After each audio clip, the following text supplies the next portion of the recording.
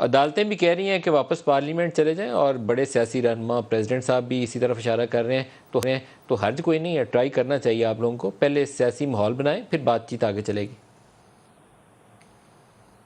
ندیم بھائی، دو تین چیزیں میں آپ کو بتاتا چلوں کہ دیکھیں، جب یہ 9 اپریل کو عدالتیں رات کو باریں اور اس وقت الیکشنز کی بات کر رہے تھے خان صاحب، جب یہ اسمبلیز ڈیزالو ہوئیں، الیکشنز میں جانا چاہیے تھا تو اس وقت تو الیکشنز پہ کوئی نہیں گیا، اور اب اگلے 6 مہینے میں پھر میں کہتا ہوں ایک امپورٹڈ حکومت ہے، ایک فیشسٹ حکومت ہے جس کے اندر 60% لوگ جو ہیں وہ بیل پہ ہیں، انہوں نے پاکستانی عوام پہ حملہ کیا ہے۔ ابھی آپ کہہ رہے ہیں قانون، انہوں نے قانون سے کاف نکال دیا، صرف نون چھوڑ دیا۔ ابھی جو آڈیو لیکس آئی ہیں ندیم بھائی، اس آڈیو لیک میں کلیئرلی ہے کہ رانا ثناء اللہ الیکشن کمشنر راجہ سکندر کو آرڈر کر رہا ہے کہ کس کو ڈسکوالیفائی کرنا ہے، کس کو نہیں کرنا۔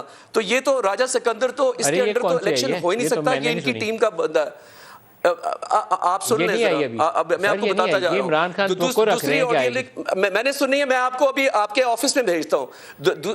دوسری مریم جو ہے وہ اپنے داماد کے لیے ایکوپمنٹ لانا چاہ رہی ہے ہندوستان سے اپنے داماد کے لیے لے کے آ رہی ہے، لانا چاہ رہی ہے، جو انکل ان کے ہیں، انکل ان کو وہ کہتی ہیں آڈیو لیک میں کہ جو ہے نا یہ کر دیں گے۔ پھر مریم شریف اور نواز شریف بات کر رہے ہیں کہ خان صاحب کی ڈسکوالیفیکیشن کس طرح کریں، تو ججز کو کرنا پڑے گا۔ چوتھی وہ کہہ رہی ہے کہ عمران خان نے ہیلتھ کارڈ جو ہے نا یہ غریبوں کی بڑی مدد کر دی ہے، تو انکل ہیلتھ کارڈ بند کر دیں۔ تو یہ تو آڈیو لیکس پہ آئے ہیں، ان کی نیک نیتی تو سامنے ساری آ گئی۔ پھر آگے سنیں اضافی کو 2 بتا دی ہیں، ندیم بھائی آگے سنیں ندیم بھائی، خرم دستگیر میں آپ کو بھیجوں گا ابھی، خرم دستگیر نے ٹی وی پہ، آپ ان کا دکھائیں، خود آ کے کہا کہ ہم پچھلے دروازے سے لائے گئے ہیں کیونکہ ہم خوف زدہ تھے کہ عمران خان اگلے 15 سال جو ہے حکومت کرے گا، تو ہمیں پچھلے دروازے سے لائے گئے ہیں۔ پہلے یہ بتا دیں، بینچ پہ آ گیا ہوں، آپ کو نوٹس کیوں آیا ہے؟ آگے سن لیں سلمان ویری کوئکلی بالکل اینڈ پہ آ گیا ہوں، نوٹس کیوں آیا ہے آپ کو؟ Very quickly and brief. یہ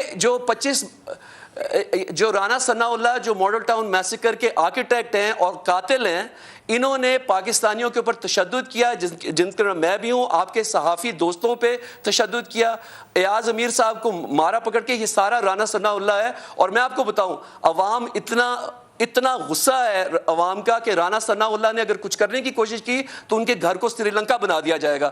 یہ کیا سمجھتے ہیں کہ یہ ہر جگہ دیکھیں، انہوں نے کوشش کی پنجاب میں،